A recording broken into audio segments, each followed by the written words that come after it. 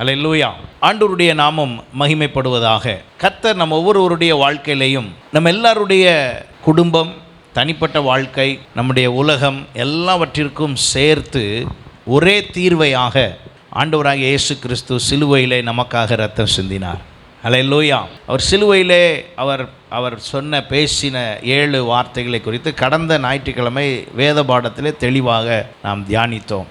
இந்த நாளிலே ஆண்டவர் நம்மோடு கூட பேசும்படியாக கிறிஸ்து நமக்காக மாம்சத்தில் பட்ட பாடுகளை குறித்து நாம் அறிந்து கொள்ளும்படியாக 1 பேதுரு 4ஆம் அதிகாரம் முதல் 6 வசனங்களும் ஏசாயா தீர்க்கதரிசன புஸ்தகம் 53ஆம் அதிகாரத்தையும் நாம் வைத்துக்கொண்டு அதன் மூலமாக நாம் இந்த நாளிலே தியானிக்க போகிறோம். என்ன தியானிக்க போகிறோம் என்று சொன்னால், இப்படி இருக்க கிறிஸ்து நமக்காக மாம்சத்திலே பாடுபட்டபடியால் நீங்களும் அப்படிப்பட்ட சிந்தையை ஆயுதமாக தரித்து கொள்ளுங்கள்.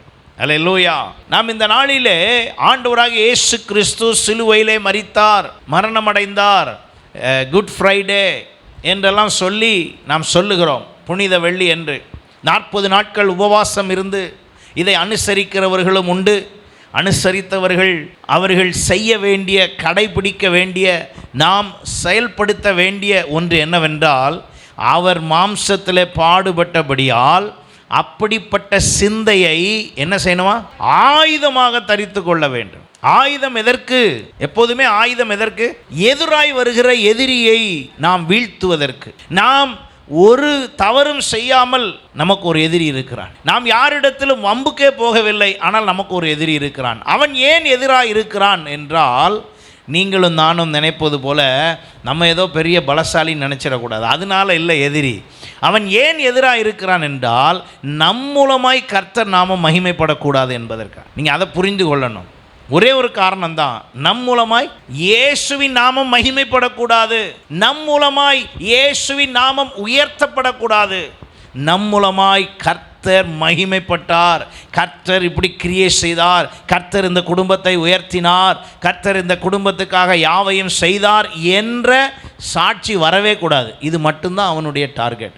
நீங்கள் ஆலயத்துக்கு வருவதை பற்றி அவனுக்கு கவலை இல்லை, நீங்கள் பைபிள் வாசிப்பதை குறித்து அவனுக்கு கவலை இல்லை, நீங்கள் ஜெபிக்கிற மாதிரி இருந்தாலும் தப்பு இல்லை, எவ்வளவு கொடுத்தாலும் அவனுக்கு பிரச்சனை இல்லை. அவனுடைய டார்கெட் என்னென்னா, நீங்கள் தேவனை மகிமைப்படுத்தக்கூடாது.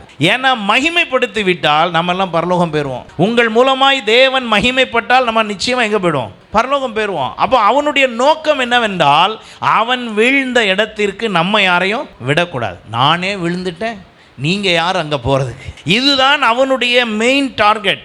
அப்போ ஆகையினால இது யாருக்கெல்லாம் எதிராக இருப்பான் என்றால், ரட்சிக்கப்பட்ட அத்தனை பேருக்கும் எதிராக இருப்பான். ரட்சிக்கப்படாதவர்கள் அவனுக்கு அவன் எதிராக இருக்க மாட்டான், சாதகமாக இருப்பான்.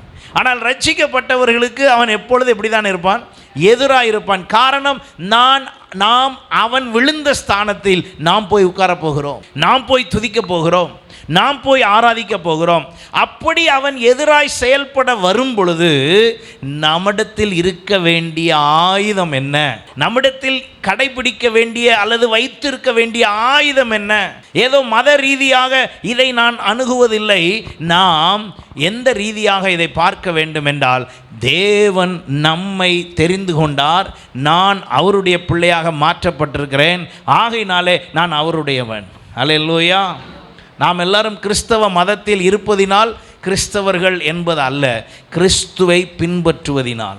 ஆமென். கிறிஸ்துவோடு இருக்கிற ஐக்கியத்தினால். உலகத்தில் கிறிஸ்தவ நாடுகள் எத்தனையோ இருக்கிறது, ஆனால் அநேக நாடுகள் கிறிஸ்துவோடு இல்லை. நாடு எப்படி இருக்கு? கிறிஸ்தவ நாடு. ஆனால் அவர்கள் என்னவில்லை? கிறிஸ்துவோடு இல்லை. கிறிஸ்தவர்கள் என்று சொல்லிக் கொள்ளுகிற இடத்துல கிறிஸ்துவினுடைய சுபாவம் இல்லை. ஆனால் அவர்களுக்குள்ளே இந்த ஆயுதம் அவர்களுக்குள் இருந்தால் அவர்களுக்கு எதிராக இருக்கிற சத்துருவை முறியடிக்க முடியும். ஆமென். இந்த உலகத்தில் வாழும்போது நம்முடைய வேலை என்ன என்றால், அவரை மகிமைப்படுத்துவது மாத்திரம்தான். அவரை மகிமைப்படுத்தும் பொழுதெல்லாம் இவன் தொந்தரவு செய்ய வரலாம், ஆனால் அதை பற்றி கவலைப்படாமல் நமக்குள்ளே ஒரே சிந்தை என்ன என்றால், ஏன்ட்ட ஆயுதம் இருக்குது. ஆமென். என்னிடத்தில் என்ன இருக்குது? ஆயுதம் இருக்கு. என் தேவனிடத்தில் எந்த ஆயுதமும் இல்லை. நான் ஆராதிக்கிற என் தேவனிடத்தில் ஆயுதம் இல்லை. அவர் எனக்கு வெற்றி தருவதற்கு ஆயுதம் தேவையில்லை அவருக்கு. ஆனால் எனக்கு ஒரு ஆயுதம் கொடுத்திருக்கிறார். அது என்ன என்று சொன்னால், அவர் எனக்காக பாடுபட்டதை என் சிந்தையிலே நான் என்ன செய்ய வேண்டும்? ஆயுதமாக தரித்திருக்க வேண்டும். ஏன் ஆயுதமாக என் சிந்தையில் தரித்திருக்க வேண்டும் என்றால், அவன் என்னை பார்த்து என் பாவத்தை சொல்லி என்னை துக்கப்படுத்த வரும் பொழுது நான் சொல்ல வேண்டும், எனக்காக கிறிஸ்து பாடுபட்டு அவர் வெற்றி சிறந்தார். ஆமென். அதை சொல்லுவதற்காக என் சிந்தையிலே நான் வைத்திருக்க வேண்டும். எத்தனை பேருடைய சிந்தையிலே கிறிஸ்துவின் பாடுகள் ஞாபகத்தில் இருக்கிறது?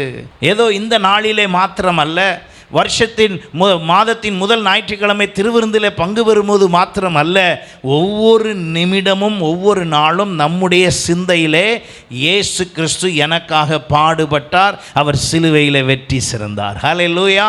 இந்த காரியத்தை குறித்த காரியம் நமக்கு சிந்தையிலே இருக்க வேண்டும். அதை தொடர்ந்து நாம் வாசிக்கும் பொழுது அந்த வசனங்களிலே தெளிவாக சொல்லப்பட்டிருக்கிறது. 6ஆம் வசனம், மரித்தோரானவர்கள் மனுஷர் முன்பாக மாம்சத்திலே ஆக்கினைக்குள்ளாக்கப்பட்டிருந்தும் தேவன் முன்பாக ஆவியிலே பிழைக்கும்படியாக அவர்களுக்கு சுவிசேஷம் அறிவிக்கப்பட்டது. அல்லேலூயா. இப்போ நம்ம எல்லாரும் யாருன்னா, மனுஷர் முன்பாக ஆக்கினை தீர்ப்புக்கு உரியவர்கள், ஆனால் தேவன் முன்பாக ஆவியிலே நாம் எல்லாரும் என்ன செஞ்சிட்டோமா? பிழைச்சிட்டோம். அப்போ ஆவியிலே பிழைத்திருக்கிற நம்மிடத்தில் என்ன ஆயுதம் இருக்கான்னு பார்க்குறாங்க. கிறிஸ்து நமக்காக பாடுபட்டதினுடைய அந்த ஆயுதம் சிந்தையில் இருக்கிறதா? நான் ஒரு காரியத்தை குறித்து பயந்தால் அங்கே என்ன ஏற்பட்டு விட்டது என்ற அர்த்தம்? என் சிந்தையிலே ஆயுதம் இல்லை என்றார். ஆயுதம் இல்லாதவர்கள் நிச்சயம் பயப்படுவார்கள். ஒரு இடத்திற்கு போகிறோம், ஒரு நாய் விரட்டிடுச்சின்னு வச்சுக்கோ, கையில் கல்லோ கம்போ இருந்தால் என்ன செய்வோம்?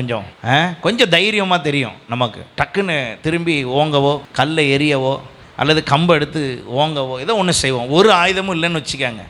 சில நேரம் நாய் விரட்ட ஆரம்பித்தா உடனே எல்லாம் தேடுவோம். என்ன தேடுவோம்? ஆமாம், இது மாதிரி சாத்தான் விரட்டும் போது தேடிட்டுலாம் இருக்க முடியாது. ஏன்னா அவன் எப்போ விரட்டுறானே உங்களுக்கு தெரியாது, எப்போ தாக்குறானே தெரியாது, எப்போ உங்களை. ஏனென்றால் அவன் ஆரம்ப முதலே சூழ்ச்சியும் தந்திரத்திலும் வஞ்சகத்திலும் உள்ளவன். இப்போ சாத்தானால் நாம் எப்படி வஞ்சிக்கப்படுகிறோம் தெரியாது. அப்போ இந்த பூமியில் ஆண்டவர் என்ன செய்ய நினைக்கிறார்? என்னை ஆசீர்வதித்து என்னை பெருகச் செய்து அவர் தன்னுடைய மகிமையை வெளிப்படுத்த விரும்புகிறார். எத்தனை பேர் அதுக்கு ஒப்பு கொடுக்குறீங்களோ அவங்களெல்லாம் செய்வார். ஆமென். அப்போ நான் ஒப்பு கொடுக்க வேண்டியது எதற்கு? ஆண்டவரே, என்னை வச்சு நீங்கள் எப்படியெல்லாம் மகிமை பண்ணணுமோ என்ன பண்ணிக்கோங்க, மகிமைப்பட்டுக்கோங்க. ஆண்டவரே, என்னை வைத்து நீர் என்னெல்லாம் பெருசாக செய்யணுமோ செஞ்சுக்கோங்க. எத்தனை பேர் அப்படி சொல்கிறீங்க ஆண்டவர்கிட்ட? டெய்லி அப்படி சொல்லுங்கள், ஆண்டவரே என்னை வச்சு என்னெல்லாம் செய்யணுமோ செய்யுங்க, என்னை வச்சு நீங்கள் எப்படியெல்லாம் மகிமைப்படணுமோ மகிமைப்படுங்க. நான் வாழ்கிற இந்த ஊரில் உங்கள் ஊர் பேர் உங்கள் தெரு பேரை சொல்லி ஆண்டவர்கிட்ட என்ன சொல்லுங்கள்? ஆண்டவரே, நான் வாழ்கிற இந்த இடத்துல இந்த ஊரில் நான் இருக்கிற என் சொந்த பந்த மத்தியில் நான் எப்படியெல்லாம் வாழ வேண்டும் என்று என்னை வாழ வைப்பதற்கு நீர் எப்படியெல்லாம் விரும்புகிறீரோ அப்படியெல்லாம் என்ன செய்யுங்க, என்னை வாழ வைங்க. நான் முழுசும் என்னை ஒப்பு கொடுக்குறேன், என்னை நல்லா வைங்க அப்படின்னு இயேசுவை பார்த்து நீங்களும் நானும் சொல்ல வேண்டும். அவர் செய்ய ஆரம்பித்த உடனே இவன் வருவான். அவர் செய்ய ஆரம்பித்த உடனே யார் வருவா? ஆமாம், எப்போ நீங்கள் இயேசுவே என்னை உயர்த்துன்னு சொன்னீங்களோ அப்போ தான் பிரச்சனை வரும். ஏன் பிரச்சனை வருதுன்னா, அந்த பிரச்சனையில் நீங்கள் ஜெயிச்சா தான், அந்த பிரச்சனையை நீங்கள் மேற்கொண்டாதான், அந்த பிரச்சனையிலிருந்து வெளியே வந்தால் தான் உங்களுக்கு வெற்றி. ஆமென். அப்போ ஆண்டவருடைய ஃபார்முலா பாருங்கள், போராடாமல் எதையும் பெற முடியாது. ஆனால் அந்த போராட்டத்தை அவர் சுலபமாய் செய்யும்படி, அதனால தான் அவர் சொல்கிறாரு, உங்கள்ட்ட இருக்கிற பெரிய சுமை, உங்களுடைய நுகமெல்லாம் ரொம்ப வெயிட்டாக இருந்தால், பாரமாக இருந்தால், அதை ஏன்டா என்ன செஞ்சுருங்க, தந்துருங்க. என்னுடைய நுகம் எப்படி இருக்குது? மெதுவாயும் லகுவாயும் இருக்கிறது. அதை ஈஸியாக வச்சுக்காங்க. என்ன, நான் பாடுபட்டேன், உங்களுக்கு வலிச்சுதா கை? உங்களுக்கு எனக்கு ரத்தம் சிந்துச்சா? கை வலிச்சதா? கால் வலிச்சதா? விழாவில் குத்துனது வலிச்சுதா? இல்லை நான் 39 அடி அடித்தது? இதெல்லாம் இல்லை. அவர் என்ன சொல்லுகிறார்? அதெல்லாம் நான் சுமந்துக்கிட்டேன், அதெல்லாம் நான் எடுத்துக்கிட்டேன், நான் உங்களுக்கு லகுவாக தரேன். எங்கே வைக்க போகிறீங்க லகுவா? எங்கே தான் வைக்க சொல்கிறாரு? சிந்தையில் வைக்கிறது எத்தனை கிலோவில் இருக்கும்? நீங்கள் சிந்தையில் வைக்க போகிற இந்த காரியம் எத்தனை கிலோ வெயிட் இருக்கும்னு நினைக்கிறீங்க? வெயிட்டே இல்லை. அப்போ வெயிட்லெஸ் மைண்டில் நான் என்னுடைய சிந்தைக்குள்ளே வைத்திருக்கிற இந்த ஒரு விஷயம் என்னை பெரியதாய் தாக்க நினைக்கிற, என்னை அழிக்க நினைக்கிற, என்னை பாவத்தில் தள்ள நினைக்கிற, என்னுடைய ஆசீர்வாதத்தை கெடுக்க நினைக்கிற, என் உயர்வை தடுக்க நினைக்கிற அவனை வீழ்த்துவதற்கான ஆயுதமாக இருக்கிறது. ஆமென். என் சிந்தையில் எப்பொழுதும் நான் வைத்திருக்க வேண்டிய என் ஆயுதத்தை நான் ஒரு பொழுதும் விட்டு விடாதபடி, அதைத்தான் அங்கே நாம் 1 பேதுரு 4 1 நாம் வாசிக்கிறோம். அதை நான் வாசித்து தெரிந்து கொள்ளும்போது, அப்போ ஆண்டவராகிய இயேசு கிறிஸ்து பாடுபடுவதற்கு ஒப்பு கொடுக்கப்பட்டார். அவர் ஒப்பு கொடுக்கப்படும் போது சிலர் அவரிடத்தில் குறுக்கு விசாரணை எல்லாம் செய்கிறார்கள்.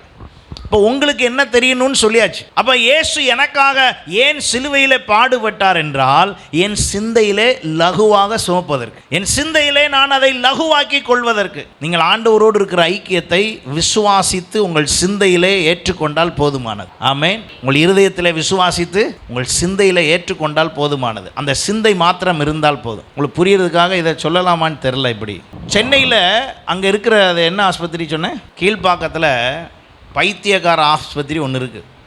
அந்த ஆஸ்பத்திரியில் போய் நீங்கள் பார்த்தீங்கன்னா ஒருத்தர் பேசுவார், முதலமைச்சர் மாதிரி பேசுவார். கேட்டிங்கன்னா அவர் தான் முதலமைச்சர்னு சொல்லுவார். இன்னும் நீங்கள் சிலர்கிட்ட போய் பார்த்தீங்கன்னா அவங்க ஆர்மி கமாண்டர் மாதிரி. என்ன சொல்லுவாங்க தெரியுமா, எல்லையில் நான் அழகாக அந்த வரிசையில் நிப்பாட்டியிருக்கிறேன், அது எல்லாத்தையும் செய்ய போகிறேன், எல்லாத்தையும் சுட போகிறேன். நீங்கள் போய் கேட்டிங்கன்னா அவர் எல்லாம் சுட்டு நேரத்துக்கே முடிச்சிட்டோம், அதாவது 4 எல்லையை கிளியர் பண்ணிட்டோம், இன்றைக்கி 5வது எல்லையை கிளியர் பண்ண போகிறோம். என்னது அது அப்படின்னா, அவர் மைண்டுக்குள்ளே அதை தவிர வேறு எதுவும், புரியுதா உங்களுக்கு, அதை தவிர வேறு ஒன்றும் இருக்காது. நீங்கள் அவங்கள்ட்ட போய் பேசி பார்த்தீங்கன்னா, என்ன சுற்றி நீங்கள் எதை பேசினாலும் சரி, அவங்க ஒன்று தான் பேசுவாங்க. அதைத்தான் இங்கே நமக்கும் அங்கே பேதுருவில் எழுதப்பட்டிருக்கிற விஷயம் என்னென்னா, உங்கள் சிந்தைக்குள்ளே எனக்காக கிறிஸ்து சிலுவையிலே பாடுபட்டார், அது எனக்கு தெரியுது, எனக்கு அவர் சகலவற்றையும் நிறைவேற்றி முடித்தார். என்ன பிரச்சனை வந்தாலும் அது மாதிரியே நீங்களும் நானும் என்ன பண்ணிக்கிட்டே இருக்கணும், பேசிக்கிட்டே இருக்கணும், சொல்லிக்கிட்டே இருக்கணும். அந்த சிந்தை உங்களுக்குள்ளே இருக்கணும். கிறிஸ்துவுக்காக நீங்கள் என்ன ஆனால் பரவாயில்ல, பைத்தியமானால் பரவாயில்ல. அவர் சொல்கிறாரு, பவுல் சொல்கிறாரு, அது வாசித்து பாருங்களேன். கிறிஸ்துவுக்காக பவுல் என்ன ஆகிட்டாராம். ஆமாம், நீங்கள் பார்க்குறத பார்த்தா நான் மட்டும்தான் அப்படி ஆன மாதிரி தெரியுது. சரி, கிறிஸ்துவுக்காக எல்லாத்தையும் நஷ்டமாக எண்ணினேன், எல்லாத்தையும் குப்பையாக எண்ணினேன், கிறிஸ்துவுக்காக நான் பைத்தியமாய் எண்ணப்பட்டேன். அல்லேலூயா. என்ன அர்த்தம், அதனுடைய அர்த்தம் என்ன, நான் அது வரைக்கும் இயேசுன்னு சொன்னவனை விரட்டி அடிச்சுக்கிட்டு இருந்தேன்.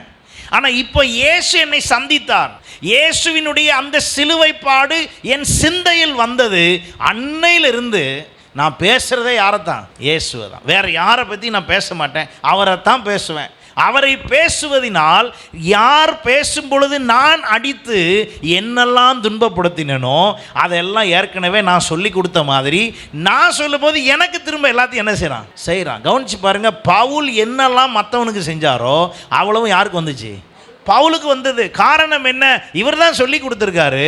ஆனால் இவர் கடைசி வரைக்கும் தன் சிந்தையிலே இந்த மாம்சத்தில் பாடுபட்டவைகளை சிந்தித்து கொண்டே இருந்தார். ஆனால் நல்லா கவனிங்க, இயேசுகிட்ட பேசினவங்க நிறைய பேர் இருக்காங்க, இயேசுவை விசாரித்தவர்கள் நிறைய பேர் இருக்காங்க, இயேசுவை குறித்து யோசித்தவர்கள் இருக்கிறார்கள். என்ன யோசித்தார்கள், இயேசுவை சிலுவையில் எப்படி அடிக்கலாம் என்று யோசித்தவர்கள் உண்டு. இப்போ உங்கள் யோசனைக்கு அவங்க யோசனைக்கு என்ன வித்தியாசம்? நம்ம சொல்கிறோம் இயேசுவை உங்கள் இருதயத்தில் யோசியுங்கள், அதே யோசனை தான் யார் யோசிச்சா? ஆமாம், ஒரு 3 பேர் சொல்கிறேன் பாருங்க. அன்னா, காய்பா, பிலாத்து, அங்கே இருந்த பிரதான ஆசாரியர்கள், இவங்கெல்லாம் இயேசுவை யோசிக்கிறாங்க, இயேசுவை சிந்திக்கிறாங்க. இயேசுவை குறித்த சிந்தை அவர்களுக்குள்ளே வருது. எதுக்கு வருது? இப்போ அதுதான் விஷயம் பாருங்கள். உங்களுக்கும் எனக்கும் இயேசுவை குறித்த சிந்தை எதற்கு வருது? என் பிரச்சனையை தீர்த்து கொள்ளவா? இல்லை, நான் அவரோடு கூட வலது பார்சத்தில் இருப்பதற்கு, பரலோக ராஜ்யத்துக்கு கடந்து செல்வதற்கு, அவர் எனக்காக பட்ட பாடுகளின் மூலமாக நான் அவரோடு கூட இணைக்கப்படுவதற்கா? எதற்கு? இங்கே அண்ணா என்றதான அண்ணா, காய்பா என்று 2 பேர் இருந்தாங்க. யோவான் சுவிசேஷம் 18ஆம் அதிகாரம் 13ஆம் வசனம். முதலாவது அவரை அண்ணா என்பவரிடத்திற்கு கொண்டு போனார்கள். அவன் அந்த வருஷத்து பிரதான ஆசாரியனாகிய காய்பாவுக்கு மாமனாயிருந்தான். அவர்கள் அங்கே காய்பாவின் அண்ணாவினிடத்தில் கொண்டு போய் அங்கே அவர்கள் பேசினார்கள், அவரை குறித்து விசாரித்தார்கள். என்ன விசாரித்தார்கள்? இந்த இயேசு அவர் தன்னை தேவன் என்று சொல்லுகிறார், இந்த ஆலயத்தை இடித்துவிட்டு 3 நாளிலே கட்டுவேன் என்கிறார், ஜனங்களெல்லாம் திசை திருப்புகிறார், ஜனங்கள் எல்லாரையும் ஆண்டவரிடத்திலே பிதாவினிடத்திலே வருவதை குறித்து தடுக்கிறார், நியாயப்பிரமாணங்களை மாற்றி சொல்லுகிறார். ஓய்வு நாளில் இவர் என்ன செய்கிறார்? இயேசு கிறிஸ்து மேலே வச்ச குற்றச்சாட்டு பாருங்க. ஓய்வு நாளில் இவர் அற்புதம் செய்கிறார், பாவம் செய்கிறவர்களை நியாயப்பிரமாணத்தின்படி தண்டிக்க விடமாட்டுகிறார் அப்படின்னு சொல்லி இவர் மேலே குற்றச்சாட்டு.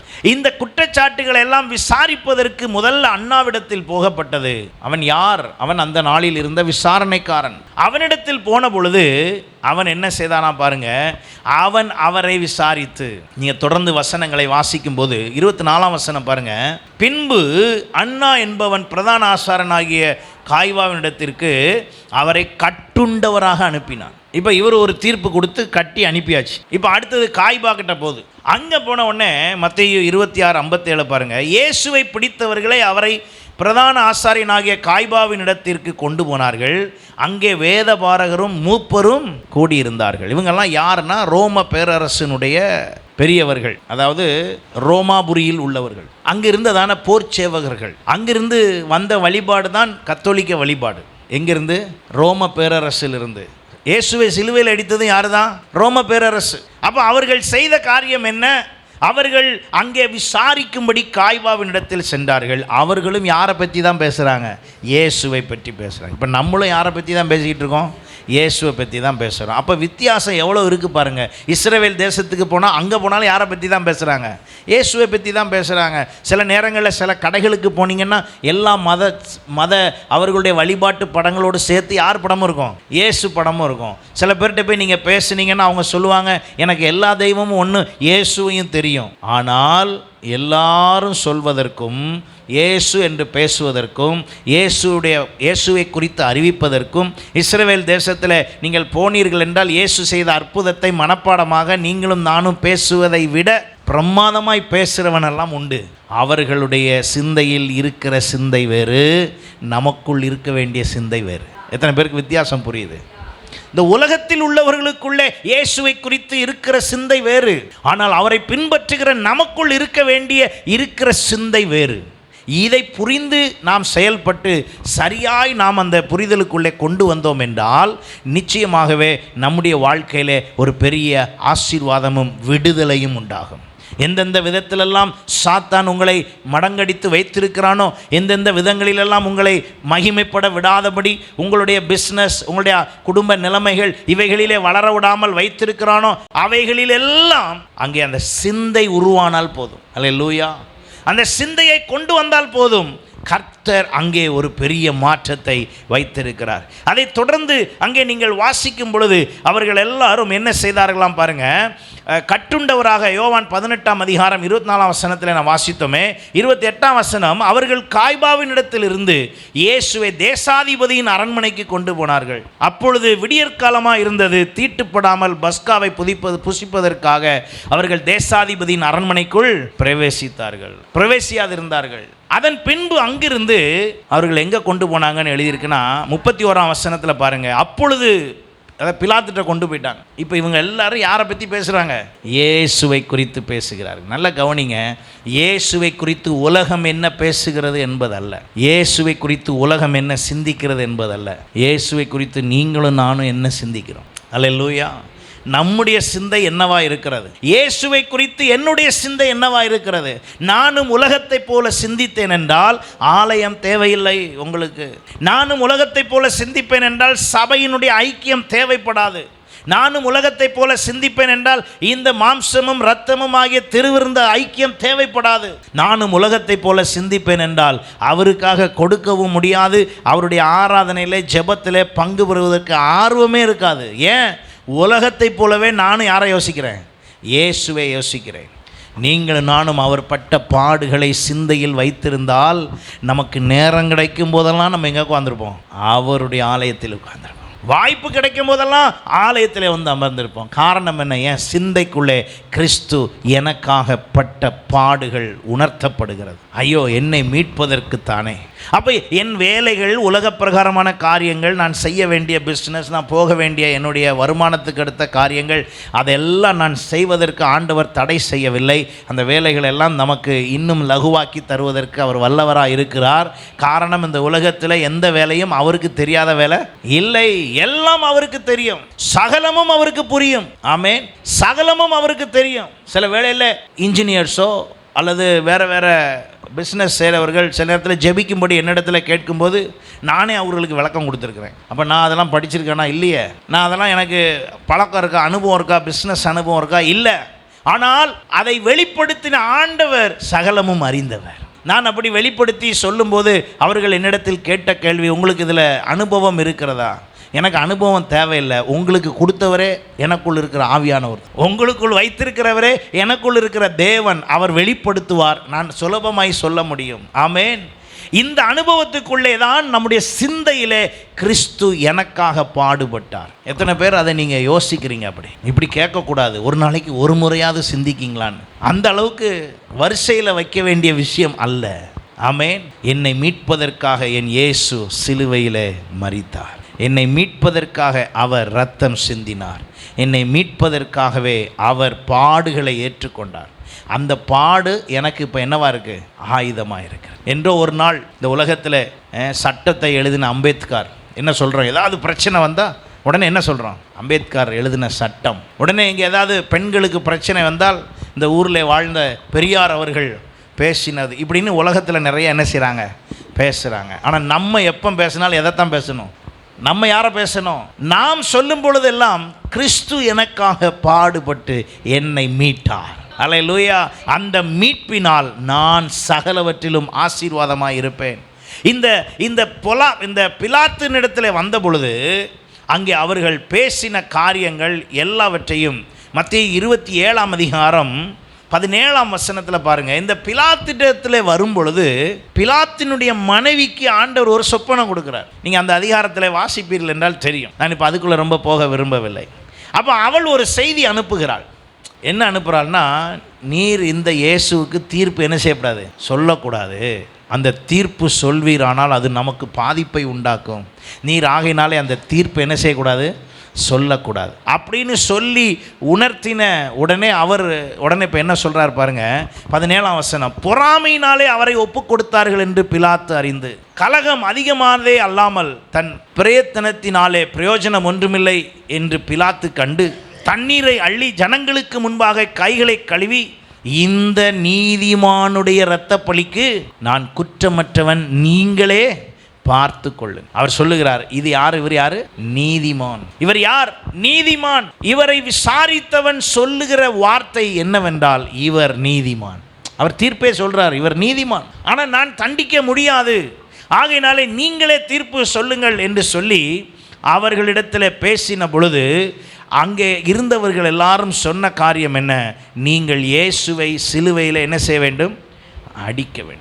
யோவான் 19ஆம் அதிகாரத்தில் நீங்கள் வாசித்து பார்க்கும் பொழுது அவர்கள் கூக்குரல் இட்டபடினாலே இயேசுவை அவர்கள் பிடித்து வாரினால் அடிப்பித்து 5ஆம் வசனம் 19:5 சொல்லுகிறது, இயேசு முள்முடியும் சிவப்பங்கியும் தரித்தவராய் வெளியே வந்தார். அப்பொழுது பிலாத்து அவர்களை நோக்கி என்றான்.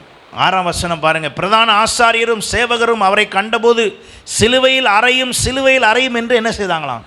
சத்தமிட்டார்கள். ஏன் சிலுவையில் அடிக்கிறோம்னே அவனுக்கு தெரியல. உங்களுக்கு ஏன் இயேசு சிலுவையில் அடிக்கப்பட்டார்னு தெரியுமா? அவனுக்கும் உங்களுக்கும் வித்தியாசம் இருக்கணும். அங்கே இருக்கிற எவனுக்குமே எதுக்கு சிலுவையில் அடிக்கப்பட்டார்னே தெரியல. இப்போ நீங்கள் சொல்லுங்கள், இயேசு ஏன் சிலுவையில் அடிக்கப்பட்டார்? ஆமேன். இப்போ எனக்கு புரியணும் பாருங்கள். பிலாத்துக்கு புரியல, அங்கே இருந்த பிரதான ஆசாரியனுக்கே புரியல, சேவகனுக்கு புரியல, அங்கிருந்த அண்ணா காய்பாவுக்கு புரியல.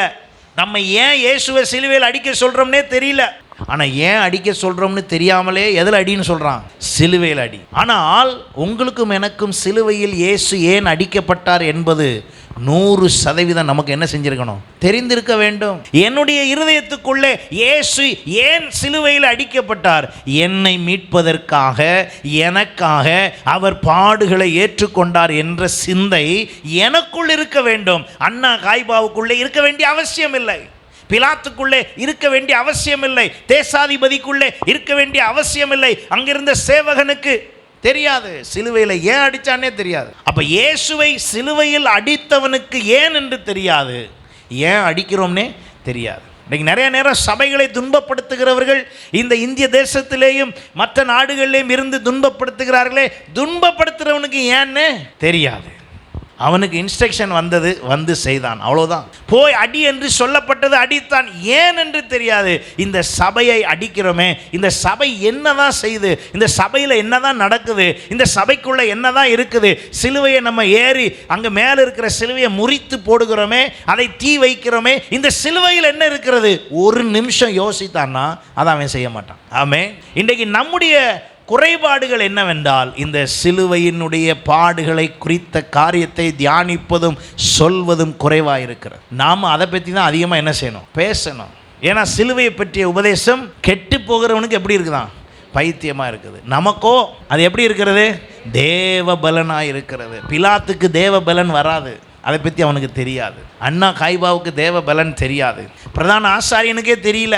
அவன் பேச வேண்டியதே யாரை, பிரதான ஆசாரியன் தேவாலயத்தில் ஏசாயா தீர்க்க தரிசன புஸ்தகம் வாசித்தால் கண்டிப்பாக 53ஆம் அதிகாரம் வாசித்திருக்க வேண்டும். அப்பொழுது கூட அவருக்கு வெளிப்பாடாக தெரியவில்லை இவர் தான் கிறிஸ்து என்று. ஆமென். ஆனால் நீங்களும் நானும் அந்த கிறிஸ்துவை மகிமைப்படுத்துகிறோம். நமக்கு அவரை தெரிய வேண்டும். அவர்களுக்கு சிலுவையிலே அறைந்த இயேசுவை தெரியாது. இன்னைக்கு நீங்களும் நானும் எப்படிப்பட்ட நிலைமையில் இருக்கிறோம். தொடர்ந்து அப்போஸ்தலர் 4ஆம் அதிகாரம் 6ஆம் வசனத்திலிருந்து நீங்கள் வாசிப்பீர்கள் என்றால், சீஷர்கள் ஆண்டவராகிய இயேசு கிறிஸ்துவை பிடித்த பொழுது சிதறி போனார்கள். ஆனால் உயிர்த்தெழுந்த போது இயேசு அவர்களுக்கு நடுவே தோன்றி மீண்டும் அவர்களை தன்னுடைய சீஷர்களாக மாற்றிக்கொண்டார். ஆமென். இன்றைக்கு ஆண்டவர் திரும்பியும் நீங்களும் நானும் ஒருவேளை தூரமாக இருப்போம் என்றால் நம்மை சமீபமாக்க விரும்புகிறார். அப்போ அவருடைய சிலுவையினுடைய பாடுகளின் சிந்தை என்ன, அவர் சிலுவையின் பாடு என்ன என்று சொன்னால், இயேசு கிறிஸ்து சிலுவையிலே பட்ட பாடுகள், அவர் அடக்கம் பண்ணப்பட்டு உயிர் தெழுந்த பிறகு பேதுருவை சந்திக்கிறார், சீஷர்களை சந்திக்கிறார். அவர்களை சந்தித்து அவர்களிடத்திலே சொன்னார், நீங்கள் இந்த சிந்தையோடு காத்திருங்கள், பரிசுத்த ஆவியானவர் உங்களுக்குள்ளே ஊற்றப்படுவார். 6ஆம் வசனத்திலிருந்து பாருங்க.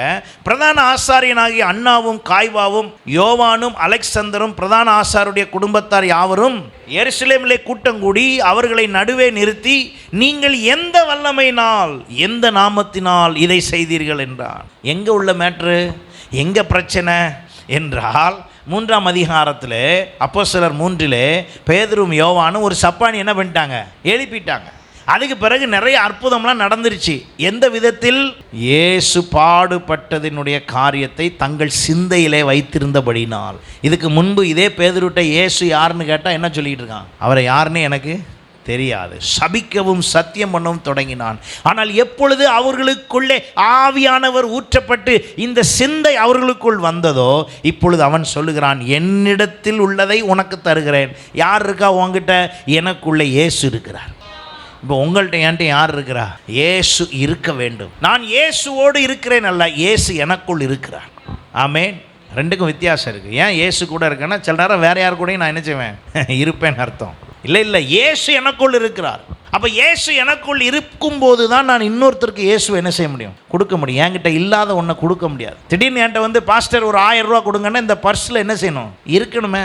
இருந்தால் நான் உங்களுக்கு உடனே என்ன தந்துடலாம், இந்த 1000 ரூபாயை தந்துடலாம். முழு 1000 ரூபா நோட்டு இல்லைங்க, செல்லாது. 2 500 ரூபா நோட்டு உடனே தந்துடலாம். ஆனால் பர்ஸில் இல்லைன்னா தர முடியுமா, உங்களுக்கு தர முடியுமான்னு கேட்டேன். முடியாது. இன்றைக்கி நிறையா பேர்கிட்ட இயேசு இல்லை. ஆனால் அவங்க யாரை என்ன சொல்கிறாங்க, இயேசு என் கூட இருக்காருன்னு சொல்கிறாங்க. உங்களுக்குள்ளே இயேசு இருப்பார் என்றால் நீங்கள் இன்னொருவருக்கு இயேசுவை கொடுக்க உடனே நீங்கள் ஆயத்தப்பட வேண்டும், சரியாய் கொடுக்க வேண்டும். அப்போ இங்கே பேதுருக்குள்ளே இயேசு பரிசுத்த ஆவியை ஊற்றின பொழுது அவன் என்ன சொல்கிறான் பாருங்க. அவங்க மூலமாக அற்புதங்கள் நடந்த பொழுது 8ஆம் வசனம் பாருங்க. அப்பொழுது பேதுரு பரிசுத்த ஆவியினாலே நிறைந்து அவர்களை நோக்கி, ஜனத்தின் அதிகாரிகளே, இஸ்ரவேலின் மூப்பர்களே, பிணியாளிகளாய் இருந்த இந்த மனுஷனுக்கு செய்யப்பட்ட உபகாரத்தை எதினாலே இவன் ஆரோக்கியமானான் என்று நீங்கள் எங்களிடத்தில் இன்று கேட்டு விசாரித்தால், உங்களால் சிலுவையில் அறையப்பட்டவரும். எப்படி பேசலாம் பாருங்க. இப்போ இவர் யார் தெரியுமா, யாருன்னு தெரியாதுன்னு மட்டும் இல்லைங்க, ஓடி போய் ஒளிஞ்சிக்கிட்டாங்க. யோவான் 20ஆம் அதிகாரத்தில் வாசித்து பார்த்தீங்கன்னா, யூதர்களுக்கு பயந்தபடியால் சீஷர்கள் மேல் வீட்டு அறையில் என்ன பண்ணிக்கிட்டு இருந்தாங்களாம், ஒளிந்து கொண்டு இருந்தார்கள். ஆனால் அவர்களை திரும்ப இயேசு சந்தித்து, நான் உயிர் தெழுந்தேன், இதோ சதா காலங்களிலும் நான் உயிரோடு இருக்கிறேன் என்று சொல்லி அவர்களோடு பேசி திரும்பவும் தன் சீஷர்களாய் மாற்றி பரிசுத்த ஆவி அவர்களுக்குள் ஊற்றின பொழுது இப்போ இந்த சிந்தை உள்ளே வந்துருச்சு. எந்த சிந்தை வந்துருச்சு? சிலுவையில் அவர் பட்ட பாடுகளின் சிந்தை. அப்போ தான் அவர் சொல்கிறாரு, எப்பா நீங்கள் எந்த வல்லமையில் நீங்கள் செய்கிறீங்கன்னு கேட்டால் என்ன சொல்லியிருக்கலாம்? ஒரே வார்த்தையில் பதில் என்னன்னு சொல்லியிருக்கலாம்? இது இயேசுவின் வல்லமைங்க அப்படின்னு சொல்லியிருக்கலாம்ல. அவர் அப்படி சொல்லலை. எங்கேருந்து ஆரம்பிக்கிறார் பாருங்க. அங்கே சொல்லுகிறார், உங்களால் சிலுவையில் அறையப்பட்டவரும் தேவனால் மரித்தோரிலிருந்து எழுப்பப்பட்டவருமாக இருக்கிற நசரேயனாகிய இயேசு கிறிஸ்துவின் நாமத்தினாலே இவன் உங்களுக்கு முன்பாக சொஸ்தமாக நிற்கிறான் என்று உங்கள் எல்லாருக்கும், இஸ்ரவேல் ஜனங்கள் எல்லாருக்கும் தெரிஞ்சுக்கோ. இப்போ இந்த சிந்தை உள்ளே வந்தால் தான் இதெல்லாம் செய்ய முடியும். சிந்தை உள்ளே வரலன்னா ஞாயிற்றுக்கிழமை ஐயோ நேரம் ஆயிடுச்சு சர்ச்சுக்கு போகணும்னு அட்டன் பண்ணிவிட்டு அப்புறம் வீட்டுக்கு போயிடுவீங்க. இந்த சிந்தை உள்ளே இருந்தால் பார்க்குற இடத்துல, போகிற இடத்துல, பேசுகிற இடத்துல, எல்லா இடத்துல யார் வெளிப்படுவா? இயேசு வெளிப்படுவார். ஆமென். இயேசு என்ன செய்வார்? வெளிப்படுவார்.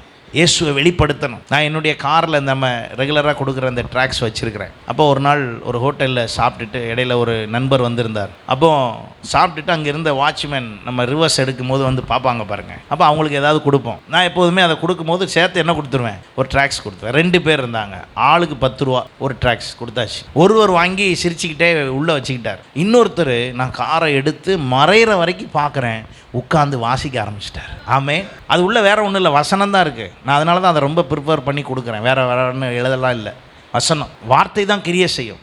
தேவனுடைய வார்த்தை தான் கிரியை செய்யும். சும்மா நம்ம பேசுகிறதெல்லாம் இல்லை, வசனம் தான் கிரியை செய்ய முடியும். வசனம் கிரியை செஞ்சால் அசையாது. நம்ம பேசுனதுனால கிரியை செய்தால் அது அசைஞ்சிடும். அப்போ இந்த வசனத்தை அவர் வாசிக்க ஆரம்பிச்சோன்னு நான் ஜெபம் பண்ண, ஆண்டவரே இந்த ஆத்துமாவை நீர் என்ன செய்யும்? ரட்சியும். நம்ம வேலை பாருங்கள், நம்ம வேலை என்னவோ அதை முடிச்சிடணும். அப்போ ஆண்டவர் நமக்குள்ளே கிறிஸ்து இருப்பதை வெளிப்படுத்துவதனுடைய செயல்கள் என்னவென்றால், நம்ம எத்தனை பேருக்கு அதை பற்றி சொன்னோம் என்பது தான். நமக்கு வாய்ப்பை நிறைய தருகிறார். நீங்கள் சந்திப்பதற்கு நிறைய பேரை தருகிறார். நீங்கள் நிறைய பேரை சந்திக்க புரிந்து கொள்ளுங்கள், கணக்கு கூடிக்கிட்டே வருதுன்னு அர்த்தம். அல்லேலூயா.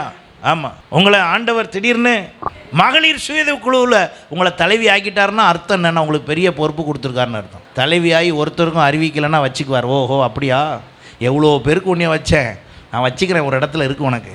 அடிக்கடி உங்களை சந்திப்பதற்கு ஒவ்வொருத்தரையும் நிறைய நம்ம சர்ச்சில் இருக்க நிறைய பேருக்கு நிறைய வாய்ப்பு இருக்குது. எனக்கு தெரிஞ்ச நிறைய வாய்ப்பு உங்கள்கிட்ட இருக்குது. அந்த வாய்ப்பெல்லாம் பயன்படுத்துனீங்களா பாருங்கள். ஏன் பயன்படுத்த முடியல? உள்ள நிறையா இருந்தால் தான் வெளியே என்ன செய்யும்? வரும். உடனே உங்களுக்கு என்ன பாஸ்டர் தெரியும்? எங்களுக்குள்ளே இயேசு இருக்கார் சொல்லலாம் நீங்கள் முடியாது. நீங்கள் போட்டிருக்க வந்திருக்கிற சென்ட்டு நல்ல வாசனையாக இருக்குது. ஏன்? அது உள்ள உங்கள்கிட்ட உங்கள் உடம்புல ஸ்ப்ரே பண்ணிட்டு வந்திருக்கிறீங்க, வாசனை வருது. உங்களுடைய பேச்சு, உங்களுடைய செயல், நம்ம உடுத்திருக்கிற உடை, நாம் உடுத்திருக்கிற உடையே நம்முடைய வசதியை காண்பிக்கிறது. இப்படி நிறைய காமிக்கும் போது இயேசு உள்ளே இருக்கிறத காமிக்கிறது எப்படின்னா அறிவிக்கிறதுல தான். ஆமென். முதல்ல வாழ்கிறதுல, ரெண்டாவது அறிவிக்கிறதுல. அப்போ இயேசு சிலுவையில் எனக்காக பாடுபட்டார்னு உடனே எல்லோரும் கொண்டாடி கருப்பு ட்ரெஸ்ஸு போட்டு, நிறைய பேர் கருப்பாக கொஞ்சம் ட்ரெஸ் எல்லாம் தெரியுது, சந்தோஷம். கருப்பாக போட்டு அப்படியே வெளிப்படுத்துறதுல இல்லை. என்னதில் வெளிப்படுத்துறதுனா, நான் அறிவிப்பதில்லை.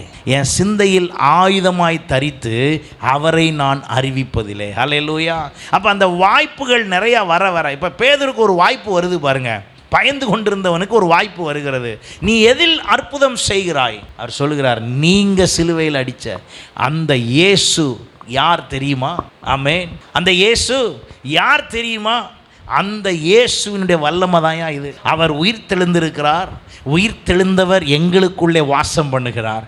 அதன் மூலமாகத்தான் நாங்கள் இப்போ உங்களுக்கு என்ன செய்கிறோம்? அற்புதம் செய்கிறோம். சொஸ்தமாக்கப்பட்டவர்கள் அங்கே நின்று கொண்டு இருந்தபடியினால் யாராலும் ஒன்றும் பேச முடியலையாம். இப்போ நல்லா கவனிங்க. இயேசுவை சிலுவையில் அடித்தவனே பேதுருவை இப்போ என்ன செய்ய பார்க்குறாங்க? இயேசுவை தான் சிலுவையில் அடிச்சிட்டோம், முடிஞ்சு போச்சுன்னு நினச்சா அவனை பின்பற்ற சீஷர்கள்லாம் இப்போ இயேசுவை வெளிப்படுத்தி எல்லாம் காமிக்கிறத பார்த்தா ஜனங்கள் என்ன செய்ய மாட்டாங்க? அவங்க பின்னால் போயிடுவாங்க. நம்ம பின்னால். இன்றைக்கி உலகமும் அப்படி தானே இருக்குது, இந்திய தேசமும் அப்படி தானே இருக்குது.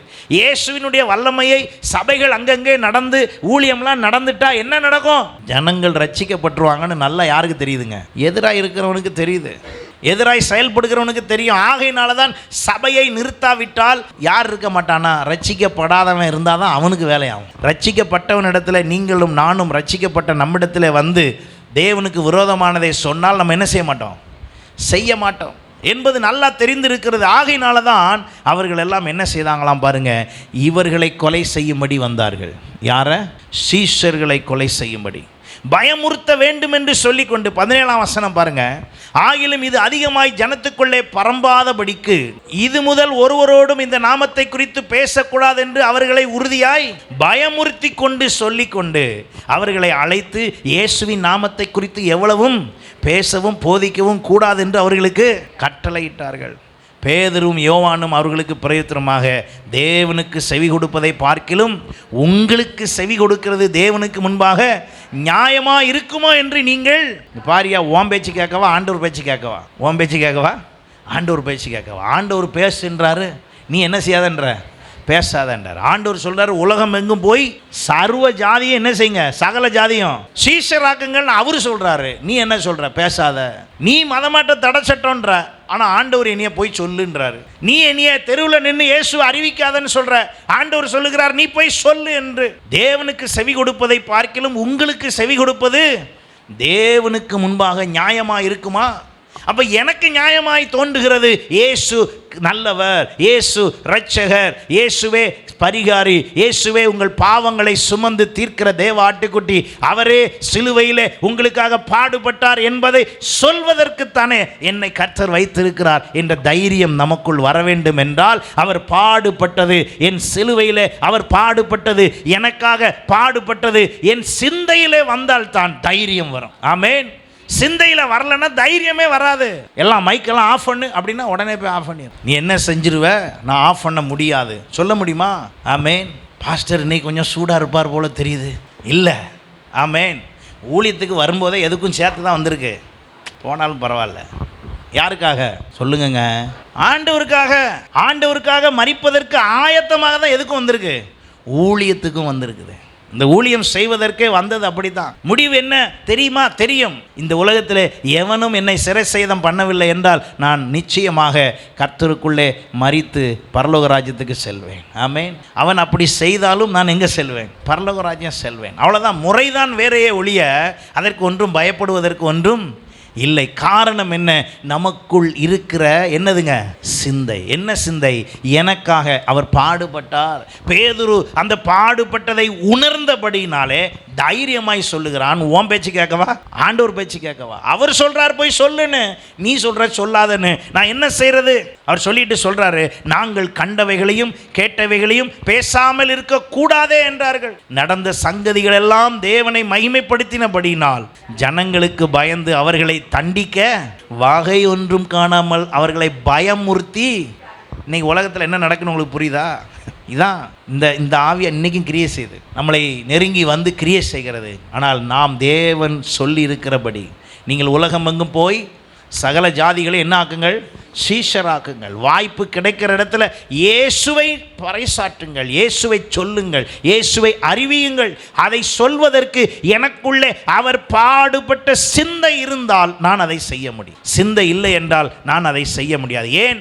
நீங்கள் வாசிங்கள். 3 பகுதியை நாம் வாசித்து முடிக்க போகிறோம். முழுதும் வாசிக்க ஒருவேளை நேரம் இல்லை என்றால் நீங்கள் வீட்டில் போய் அதை வாசிங்கள். எபேசியர் 2ஆம் அதிகாரம், கொலோசியர் 2ஆம் அதிகாரம், பிலிப்பியர் 2ஆம் அதிகாரம். 3லையுமே 2ஆம் அதிகாரத்தை வாசி பார்த்தீங்கன்னா 3லையுமே தெளிவாக கிறிஸ்துவினுடைய சிலுவையின் வெற்றியின் ரகசியம் அங்கே சொல்லப்பட்டிருக்கிறது. இயேசு கிறிஸ்துவினுடைய சிலுவையின் வெற்றியின் ரகசியம் என்ன? தெளிவாய் சொல்லப்பட்டிருக்கிறது. அக்கிரமங்களினாலும் பாவங்களினாலும் மரித்தவர்களாயிருந்த உங்களை உயிர்ப்பித்தார். அவைகளில் நீங்கள் முற்காலத்தில் உலக வழிபாடுகளுக்கு ஏற்றபடியாகவும் கீழ்ப்படியாமின் பிள்ளைகளிடத்தில் இப்பொழுது கிரியை செய்கிற ஆகாயத்து அதிகார பிரபுவாகிய ஆவிக்கேற்றபடியாகவும் நடந்து கொண்டீர்கள். அவர்களுக்குள்ளே நாங்கள் எல்லாரும் முற்காலத்தில் நமது மாம்ச இச்சையின்படியே நடந்து நமது மாம்ச மனசும் விரும்பினதை செய்து சுவாபத்தினாலே மற்றவர்களைப் போல கோபாக்கினையின் பிள்ளைகளாய் இருந்தோம். தேவனோ இரக்கத்தில் ஐஸ்வர்யம் உள்ளவராய் நம்மில் அன்பு கூர்ந்து தம்முடைய மிகுந்த அன்பினாலே அக்கிரமங்களில் மரித்தவர்களாயிருந்த நம்மை கிறிஸ்துவுடனே கூட என்ன செய்தாராம்? உயிர்ப்பித்தார். இந்த உயிர்த்தெழுதலின் அனுபவம் அங்குதான் வருகிறது. உயிர்ப்பித்தார். அவர் உயிர்ப்பித்து நம்மை கொண்டு வந்ததனுடைய முகாந்திரம் என்ன? ரகசியம் என்ன? 13ஆம் வசனம் பாருங்க. முன்னே தூரமாயிருந்த நீங்கள் இப்பொழுது கிறிஸ்து இயேசுவுக்குள் கிறிஸ்துவின் இரத்தத்தினாலே என்ன ஆனீர்கள்? அந்த இரத்தம் சிலுவையின் பாடினால் உண்டாயிற்று. இந்த இரத்தம் சிந்தப்பட்டதே சிலுவையின் பாடினால் உண்டாயிற்று. அப்படி இருந்த எப்படி எனில் அவரே நம்முடைய சமாதான காரணராகி இரு திறத்தாரையும் ஒன்றாக்கி பகையாக நின்ற பிரிவினையை நடுசுவரை தகர்த்து சட்டதிட்டங்களாகிய நியாயப்பிரமாணத்தின் தம்முடைய மாம்சத்தினாலே ஒழித்து இரு திறத்தாரையும் ஒரே மாம்சமாக தேவனுக்கு ஒப்புரவாக்கினார். தூரமாக இருந்த உங்களுக்கும் சமீபமாக இருந்த அவர்களுக்கும் சமாதானத்தை சுவிசேஷமாய் அறிவித்தார். ஆகையினாலே நீங்களும் நானும் அவரிடத்திலே சேரும் ஸ்லாக்கியத்தை அவர் மூலமாய் பெற்றிருக்கிறோம். யார் மூலமாய் பெற்றிருக்கிறோம்? இயேசு கிறிஸ்து மூலமாய் பெற்றிருக்கிறோம். ஆமென். அந்த பெற்றுக்கொண்டதின் நிமித்தமாக அந்த பாடுகள் நம்முடைய சிந்தையிலே காணப்பட வேண்டும். கொலோசியர் 2ஆம் அதிகாரத்தில் நீங்கள் வாசிக்கும் போது, சரீரத்தின்படி நான் தூரமாக இருந்தும் ஆவியின்படி உங்களுடனே கூட இருந்து உங்கள் ஒழுங்கையும் கிறிஸ்துவின் மேலுள்ள உங்கள் விசுவாசத்தின் உறுதியையும் பார்த்து சந்தோஷப்படுகிறேன். காரணம் என்ன? நீங்களும் நானும் இந்த உலகத்திலே நாம் எல்லாரும் அவரோடு கூட உலக வழிபாடுகளிலேயும் மற்ற காரியங்களையும் சிக்கியிருந்த நம்மை கர்த்தர் அவர் விடுவித்தாராம். 10ஆம் வசனம் சொல்லுகிறது, சகல துரைத்தனங்களுக்கும் அதிகாரங்களுக்கும் தலைவராயிருக்கிற அவருக்குள் நீங்கள் பரிபூர்ணம் உள்ளவர்களாய் இருக்கிறீர்கள். அல்லாமலும் நீங்கள் இயேசு கிறிஸ்துவை பற்றும் விருத்த சேதனத்தினாலே மாம்சத்துக்குரிய பாவ சரீரத்தை களைந்து விட்டதினால் கையால் செய்யப்படாத விருத்தசனத்தை அவருக்குள் பெற்றீர்கள்.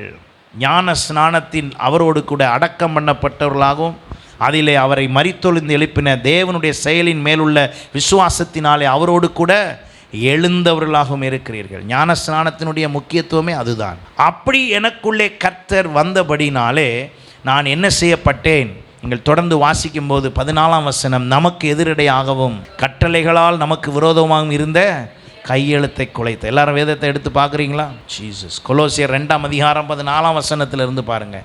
நமக்கு எதிரடையாகவும் கட்டளைகளால் நமக்கு விரோதமாகவும் இருந்த கையெழுத்தை குலைத்து அதை நடுவில் இராதபடி எடுத்து சிலுவையின் மேல் ஆணி அடித்து துரைத்தனங்களையும் அதிகாரங்களையும் உரிந்து கொண்டு வெளியரங்கமான கோலமாக்கி அவைகளின் மேல் சிலுவையிலே வெற்றி சிறந்தாரே, அந்த வெற்றியை தான் நான் என்ன செய்ய வேண்டுமா? என் சிந்தையில் ஆயுதமாய் தரித்திருக்க வேண்டும். நான் சிந்தையில் எப்படி அந்த காரியத்தை கொண்டு வர்றது? ஏனென்றால் எனக்காக அவர் சிலுவையில் எனக்கு விரோதமாக இருந்த கையெழுத்து, என் தலையெழுத்தை எல்லாத்தையும் அவர் சரி பண்ணிடுவார். உலகம் சொல்லுத தலையெழுத்தே சரியில்லை, அந்த எழுத்தெல்லாம் அவர் சரி பண்ணிட்டார். எதில் சரி பண்ணிட்டாருங்க? சிலுவையில் சரி பண்ணிட்டார். உங்களை பார்த்து யாராவது ஒன்றும் பிரச்சனை இல்லைங்க, உங்கள் தலையெழுத்து கொஞ்சம் சரியில்லை அப்படின்னாருன்னா, இல்லை அவர் ஏற்கனவே சரியாக எழுதிட்டார். ஆமென். ஆமாம், சரியில்லாமல் தான் இருந்துச்சு. இயேசுவை ஏற்றுக்கொண்டவனே அவர் என்ன பண்ணிட்டார்? கரெக்டாக எழுதிட்டார். எத்தனை பேர் ஆமேன்னு சொல்கிறீங்க? ஆமேன். என் நேரம் சரியில்லாமல் இருந்துச்சு, நான் அவரை ஏற்றுக்கொண்டோன்னே என் நேரமெல்லாம் சரியாயிடுச்சு. எனக்கு எதிராக எத்தனையோ விதமான துரைத்தனங்கள், 7.5 நாட்டு சனி, இன்னும் என்னெல்லாம் சொல்கிறது, அப்படியே பயமுறுத்துகிற மாதிரி சொல்லுவாங்க. எல்லாத்தையும் அவர் சிலுவையில் என்ன பண்ணிட்டார்? வெற்றி சிறந்தார். ஆமேன். ஆகையினாலே அந்த சிந்தை எனக்குள் வரும்பொழுது இதெல்லாம் இனி என்ன செய்ய முடியாதுங்க? ஒன்றும் செய்ய முடியாது. எத்தனை பேர் விசுவாசிக்கிறீங்க? இப்படி ஒரு சிந்தை உங்களுக்குள்ளே வந்தாதாங்க நம்ம கிறிஸ்துவுக்குள்ளே தைரியமாக இருக்க முடியும். அவருக்குள்ளே நான் தைரியமாக இருக்க முடியும். பிலிப்பியர் 2ஆம் அதிகாரம் அதைத்தான் சொல்லுகிறது. கிறிஸ்து இயேசுவில் இருந்த சிந்தையே உங்களிலும் இருக்க கடவது. அப்போ என் சிந்தைக்குள்ளே அவர் பாடுபட்ட சிந்தை எனக்குள்ளே வரும் பொழுது கிறிஸ்து எனக்காக பாடுபட வேண்டும் என்ற சிந்தை யாருக்குள்ளே இருந்துச்சு? கிறிஸ்துவுக்குள்ளே இருந்தது. இயேசு கிறிஸ்துவுக்குள்ளே இருந்த சிந்தை என்ன? என்னை பாவத்திலிருந்து மீட்பதற்காக சிலுவையிலே பாடுபட வேண்டும் என்பது கிறிஸ்துவுக்குள் இருந்த சிந்தை. ஆமென். அந்த சிந்தை யாருக்குள்ளே வர வேண்டுமா? எனக்குள்ளே வர வேண்டும், நமக்குள்ளே வர வேண்டும். நமக்குள்ளே அந்த சிந்தை வரும் பொழுது அங்கே சொல்லப்பட்டிருக்கிறது, அவர் தன்னை தாமே வெறுமையாக்கி அடிமையின் ரூபம் எடுத்து, அதாவது சிலுவையின் மரண பரியந்தம் கீழ்ப்படிந்தவராகி தம்மை தாமே என்ன செய்தாராம்? தாழ்த்தினார். ஹல்லேலூயா. அது நிமித்தமாக இயேசுவின் நாமத்தில் வானோர் பூதலத்தோர் பூமியின் கீழானோருடைய முழங்கால் யாவும் முடங்கும்படிக்கும் பிதாவாகிய தேவனுக்கு மகிமையாக இயேசு கிறிஸ்து கர்த்தர் என்று நாவுகள் யாவும் அறிக்கை பண்ணும்படிக்கும் எல்லா நாமத்திற்கும் மேலான நாமத்தை அவருக்கு தந்தருளினார். ஹல்லேலூயா. அப்படிப்பட்டதாக இருக்கிறபடினாலே நாம் எல்லாரும் அவருக்கு சமீபமாக இருக்கிறோம். இன்றைக்கு அதை நாம் என் சிந்தையிலே உணர்ந்து கொள்ள வேண்டும். அப்படி நான் என் சிந்தையிலே வைத்து கொள்வேன் என்றால் அதுவே எனக்கு பலனாய் இருக்கிறது. அப்போ சிலுவையிலே அவர் எனக்கு சிலுவையை கழுத்தில் தொங்க போடுறது இல்லை, சிலுவையை கழுத்தில் தொங்க போடுறது இல்லை, அந்த சிலுவையில் பட்ட பாடுகளை என் சிந்தையில் வைக்கணும். கழுத்தில் தொங்க போடுறதுனால ஒன்றும் பிரச்சனை இல்லை. இப்படி கிடக்கிற தூக்கி இப்படி போட்டுட்டு அவன் பாட்டுக்கு குடிச்சு முடிச்சுட்டு அப்புறம் தூக்கி நேராக போட்டு போயிடுறான். ஏன்னா இப்படி போட்டிருந்தா அவர் பார்ப்பாராம், பின்னால் போட்டிருந்தா ஏசு என்ன செய்ய மாட்டார், பார்க்க மாட்டார். புரியுதா உங்களுக்கு? செயினில் சிலுவையை போட்டு பின்னால் தூக்கி போட்டுட்டு செய்ய வேண்டியதெல்லாம் செஞ்சுட்டு அப்புறம் தூக்கி முன்னால் போட்டு போகிறதில்லை. சிந்தையில் வந்துருச்சுன்னா எல்லாம் அழிஞ்சிடும். ஆமேன். உங்களால் விட முடியாத பாவங்களெல்லாம் விடப்படும். எப்படி? என் சிந்தையில் பாவத்தை விட்டுட்டு இயேசுகிட்ட வரேன்னா ஒரு நாளும் வர முடியாது. ஹலோ, பாவத்தை விட்டுட்டு இயேசுகிட்ட வர முடியாது. இயேசுகிட்ட வந்தால் தான் பாவத்தை விட முடியும். எத்தனை பேர் நான் சொல்கிறது புரியுது? சில பேர் சொல்கிறாங்க எல்லாம் சரியாயிட்டு இயேசுகிட்ட வந்துடுறேன், எல்லாம் சரியாயிட்டு சர்ச்சுக்கு வந்துடுறேன், கடைசி வரைக்கும் வர முடியாது. நீங்கள் சரியெல்லாம் ஆகிட்டெல்லாம் சர்ச்சுக்கு வர வேண்டாம். நீங்கள் எப்படி இருக்கீங்களோ அப்படியே வாங்க. ஆமேன். வந்த உங்களை கர்த்தர் மாற்றுவார், வந்த உங்களை சீர்படுத்துவார், வந்த உங்களை நிலைப்படுத்துவார், வந்த உங்களை கர்த்தர் உயர்த்துவார். ஆமேன். ஏன் தெரியுமா? அங்கே வந்த பிறகு தான் உங்களுக்கு விட முடியாததெல்லாம் அவர் உங்களுக்கு விடுவதற்கு உதவி செய்வார். நம்மளால் பாவத்திலிருந்து மீள முடியாத அந்த இடத்துல இருந்து எல்லாம் அந்த பாவத்திலிருந்து மீள்வதற்கு அவரே தன்னுடைய ஆவியை அனுப்பி நமக்கு பலன் தருவார். இவ்வளோ பலன் தந்தே சில நேரம் இன்னும் நமக்கு சில விஷயத்தை இன்னும் விட முடியல, சில இடங்களில் இன்னும் நம்ம தேவனுக்குள்ளே இன்னும் நெருங்கி வர முடியல. இவ்வளவு உதவியாக இருந்தே. அப்படி ஆனால் அந்த சிந்தை எனக்குள் மாற வேண்டும். நம் சிந்தை மாற்றப்பட்டவர்களாய் இந்த நாளிலே கிறிஸ்து எனக்காக மரித்தார் என்று, எனக்காக சிலுவையில் அடிக்கப்பட்டார் என்று நினைவுகூரும்படி வந்திருக்கிற இந்த ஆராதனையிலே நம்ம எல்லாருக்குள்ளும் எனக்காக அவர் சிலுவையிலே அடிக்கப்பட்டார். ஆமென். என்னுடைய பாடுகளை நீக்கும்படி, என் மாம்சத்தில் பட வேண்டியதை அவர் ஏற்றுக்கொண்டார். எனக்காக அவரே பலியானார். அவர் பலியினால் நான் இப்பொழுது சந்தோஷமாக இருக்கிறேன். அவர் பலியினால், அங்கே சொல்லப்பட்டிருக்கிறது ஏசாயா 53ஆம் அதிகாரத்தில், நம்முடைய மிருதுகளின் நிமித்தம் அவர் காயப்பட்டு, 5ஆம் வசனம் பாருங்கள், நம்முடைய மிருதுகளின் நிமித்தம் அவர் காயப்பட்டு, நம்முடைய அக்கிரமங்களின் நிமித்தம் அவர் நொறுக்கப்பட்டார். நமக்கு சமாதானத்தை உண்டு பண்ணும் ஆக்கினை அவர் மேல் வந்தது, அவருடைய தழும்புகளால் குணமாகிறோம். ஆமென். அந்த தழும்பினுடைய சிந்தை நம்ம மேலே இருக்கணும். சிலுவையில் அவர் பட்ட சிந்தை, அந்த பாடுகள். ஆகையினாலே அவரே நமக்கு எல்லாவற்றையும் செய்கிறவராக இருக்கிறார். 10ஆம் வசனம் சொல்கிறது, கர்த்தரோ அவரை நொறுக்க சித்தமாகி அவரை பாடுகளுக்கு உட்படுத்தினார். அவருடைய ஆத்துமா தன் குற்ற நிவாரண பலியாக ஒப்பு கொடுக்கும் போது அவர் தமது சந்ததியை கண்டு நீடித்த நாளாக இருப்பார். கர்த்தருக்கு சித்தமானது அவர் கையினால் வாய்க்கும். இன்றைக்கு நம்முடைய வாழ்க்கையில் இயேசு எனக்காக சிலுவையில் அடிக்கப்பட்டார் என்று நான் சொல்வேன் என்றால் அது என் சிந்தையில் நிலை நிற்க வேண்டும். அது எனக்குள்ளே வந்தால் மாத்திரம்தான் இந்த உலகத்தின் பாவத்தை நான் ஜெயிக்க முடியும். அந்த சிந்தை எனக்குள் வந்துவிட்டால் என் இயேசு பாவத்தை ஜெயித்தார் என்ற உணர்வு எனக்குள்ளே வரும். அந்த சிந்தை எனக்குள் வந்தால்தான் இயேசு என் பாவத்தை மன்னித்தார் என்ற உணர்வு எனக்குள்ளே வரும். இயேசு என் பாவத்தை மன்னித்தார் என்ற உணர்வு வந்தால்தான் நான் நீதிமான் ஆக்கப்பட்டது எனக்குள் நிரூபணமாகும். நான் நீதிமான் ஆக்கப்பட்டதை நான் உணர்ந்தால்தான் நான் பரிசுத்தமாய் வாழ்வதை குறித்து சிந்திக்க முடியும். ஆமென். அதற்குத்தான் அந்த சிந்தை எனக்குள்ளே வர வேண்டும். கிறிஸ்து இயேசுவில் இருந்த சிந்தை நமக்குள் வரட்டும். அந்த சிந்தையிலே நாம் கட்டப்படுவோம், நிலைநிறுத்தப்படுவோம். அந்த சிந்தையை ஆயுதமாக என்ன செய்து கொள்வோம்? தரித்து கொள்வோம். தரித்து கொள்வதென்றால் உடுத்தி கொள்வோம். இப்போ ட்ரெஸ்ஸு போட்டிருக்கிற மாதிரி அந்த ஆயுதத்தை தூக்கி என்ன பண்ணிக்கணுமா? எப்போதும் நம்ம மேலே ஒரு கவரேஜ் மாதிரி. ஆமேன். அந்த கவரேஜே எதுக்கு? என்னை சத்துரு மேற்கொள்ளாதபடி, சத்துரு என்னை திசை திருப்பாதபடி, சத்துரு என் பழைய பாவத்தை சொல்லி என்னை குழப்பாதபடி. அவன் உங்களிடத்தில் உங்கள் பழைய பாவங்களை, நீங்கள் செய்த தவறுகளை சொல்லி உங்களை குற்ற உணர்வுக்குள் ஆக்குவான் என்றால் நீங்கள் உடனே சொல்லுங்கள், இந்த சிந்தையினால் வெளிப்பட்டு சொல்லுங்கள், இயேசு என் பாவங்களை எல்லாம் சிலுவையில் என்ன செய்து விட்டார்? வெற்றி சிறந்து விட்டார். என் பாவத்தை கிழக்குக்கும் மேற்குக்கும் எவ்வளோ தூரமோ அவ்வளவா என்னை விட்டு பிரித்து விட்டார். என் பாவங்களை எல்லாம் கட்டி அவர் எந்திர கல்லில் கட்டி தூக்கி கடலில் தூக்கி என்ன பண்ணிட்டாரு? போட்டுட்டாரு. அவருடைய அன்பு மிகவும் பெரியது. வானத்துக்கும் பூமிக்கும் எவ்வளவோ உயரமோ அவ்வளவாய் கர்த்தர் தம்முடைய ஜனத்தின் மீது அவர் எப்படி இருக்கிறாராம்? அன்பாக இருக்கிறார். வானத்துக்கும் பூமிக்கும் உள்ள உயரத்தை இதுவரைக்கும் யாரும் என்ன செய்யலை? அளக்கவே இல்லை. அப்படின்னா என்ன அர்த்தம்? அளவிட முடியாத அன்பு. எத்தனை பேர் ஒப்பு கொடுக்க விரும்புகிறீங்க? எத்தனை பேர் இந்த நாளில், ஆண்டவரே இந்த சிலுவையினுடைய அந்த சிந்தையை எனக்குள் நான் தரித்து கொள்ள, இதுவரை நான் அப்படி செய்யவில்லை என்றால் இன்று செய்யும்படி என்னை நான் ஒப்பு கொடுக்கிறேன் ஆண்டவரே என்று சொல்லி எத்தனை பேர் இந்த நேரத்தில் ஒப்பு கொடுக்க விரும்புகிறீங்க? நீங்கள் அப்படி செய்யும்போது தானாகவே உங்களுக்குள்ளே ஒரு பெரிய மாற்றத்தை கர்த்தர் வைத்திருக்கிறார். உங்கள் வாழ்க்கையில் ஒரு பெரிய விடுதலையை கர்த்தர் வைத்திருக்கிறார். இந்த நாளிலே அதை புரிந்து கொண்டு இந்த சிந்தை எனக்குள் வருவதாக. எல்லாரும் ஒப்பு கொடுக்குறீங்களா? எல்லாரும் ஆண்டவரிடத்தில் சொல்லுங்கள், ஆண்டவரே இயேசுவே, எனக்குள் இந்த சிந்தை உண்டாகட்டும், எனக்குள் இந்த சிந்தை உண்டாகட்டும். இந்த பாடுபட்ட சிந்தை, கிறிஸ்து எனக்காக பாடுபட்ட சிந்தை எனக்குள் உண்டாவதாக. கிறிஸ்து நமக்காக மாம்சத்திலே பாடுபட்ட சிந்தையை ஆயுதமாக தரித்து கொள்ளுங்கள் என்று சொன்ன அந்த வார்த்தையின்படி நான் ஆயுதமாக தரித்து கொள்ள, எனக்குள் வைக்கப்பட்ட அந்த ஆயுதம் எனக்கு எதிராய் வருகிற சத்துருவை மேற்கொள்ளும்படியாக கர்த்தர் எனக்கு தந்திருக்கிறார். ஹல்லேலூயா. நிச்சயமாகவே முடிவு உண்டு. உன் நம்பிக்கை வீண் போகாது என்று ஆண்டவர் சொன்னவர். நம்முடைய நம்பிக்கையெல்லாம் வீண் போகாமல் இருப்பதற்கு கிறிஸ்து நமக்காக மாம்சத்திலே பாடுபட்ட சிந்தையை ஆயுதமாக தரித்து கொள்வோம். நிச்சயமாய் கர்த்தர் நம் ஒவ்வொருவரையும் ஆசீர்வதிப்பார்.